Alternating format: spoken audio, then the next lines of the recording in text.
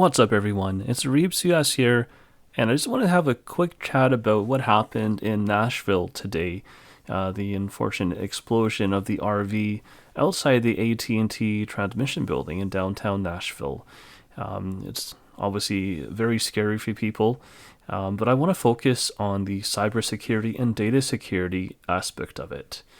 So it's quite interesting, quite strange. It's quite odd as well that they say that there was a warning and then a blast. So apparently a female voice came on saying that there's going to be an explosion, that the bomb in this vehicle evacuated, and did a countdown for about 15 minutes, I believe, is what the news has said here. And then it exploded. And so that's quite odd to me. So the motive is currently said to be unknown, but the motive doesn't seem like it was to hurt any person per se, at least not randomly. So you look at here on the New York Times, and they've done this map here for us. So here's the AT&T transmission building. Area of the blast, they're saying, is here. So somewhere outside here is where this RV was parked. It doesn't appear by accident. And so what this AT&T transmission building was doing is the termination of a lot of fiber. And so they're saying that I think hours later there were outages of 911 and the airport have communication and stuff like that. So obviously that's very concerning. And this is not just exclusive to AT&T. Fiber always, inevitably terminates at kind of a central location. There's not really an easy way of getting around that. There's always kind of fiber hubs and what are called usually vaults that are buried underground or some kind of central office. And so these are always, unfortunately, vulnerable at some point to some kind of tampering. So I'm not sure that was the target. Some people think it was maybe that they were targeting the building. But in terms of cybersecurity and really the security of our data, it comes down to this. Obviously, it's very unfortunate if you're knocked offline. And so it's also very weird as well. So they're saying that power was the issue. I believe AT&T said the power was the issue. That's why a lot of the services went off. But you can look at a map here of this outage. And so we can look at this map here and see this outage actually went as far as Atlanta. So what you could extrapolate from that is that this building over here had fiber terminating as far as to Atlanta. So it's somewhat of a central hub. Services being impacted well beyond just the Nashville area. So what it means for you as a company or as a person, if you have AT&T service, if they're kind of the last mile to your location, then you could be down and out. And so a lot of times, even a lot of data centers, they will often have sometimes just fiber from one company.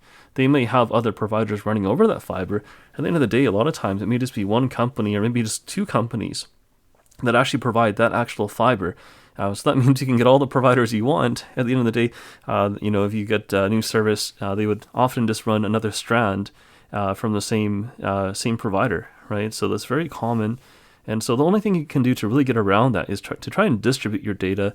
You can make your own cloud. You can have multiple facilities and locations, preferably really far away, even overseas, for another location to stop the possibility of something like this taking you out. So it is very odd. It's also odd. Some people have suggested, I've heard that murmuring, some people are thinking it's because it's a target, they're targeting the NSA. I'm not really sure, but if anyone's not sure about this, though, the classic Room 641, this was kind of a precursor to knowing about the PRISM system, or at least officially knowing about it. And so this is a facility clandestine facility in San Francisco that was discovered at some point.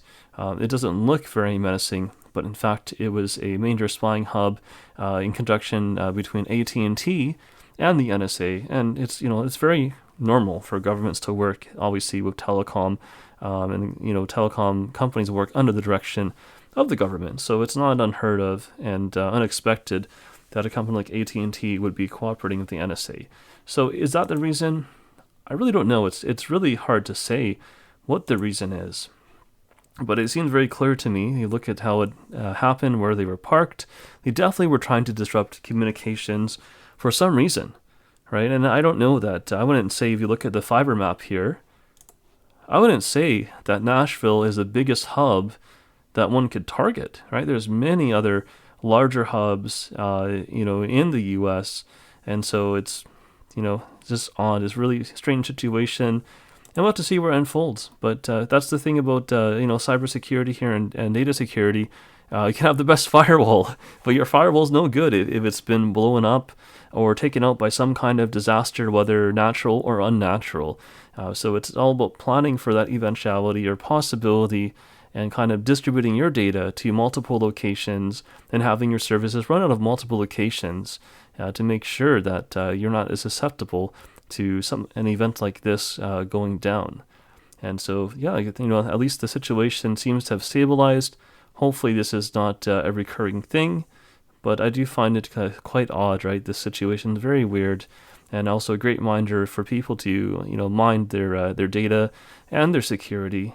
So guys, I hope everyone stays safe and you're doing well. It's been a Reeps US here, and I'll talk to you guys later.